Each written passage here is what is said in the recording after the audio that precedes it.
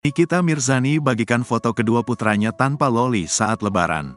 Nikita Mirzani mengunggah foto saat Lebaran bersama dua putranya. Nikita Mirzani kompak mengenakan busana serba putih dengan kedua putranya.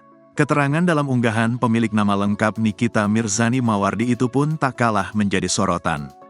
Pasalnya, Nikita Mirzani menyinggung soal luka dalam keterangan foto itu.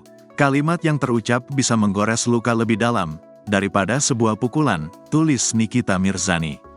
Tepat di Hari Raya Idul Fitri, bintang film sang sekretaris menyebut tiada lagi rasa dengki yang bisa merasuki.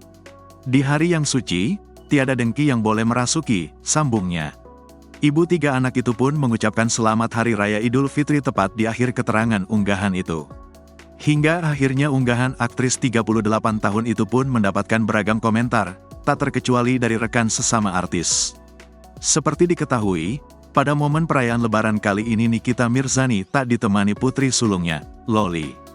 Laura Meizani Naseru Asri alias Loli itu memilih berkumpul dengan keluarga kekasihnya Fadel Bajideh tepat di momen Lebaran.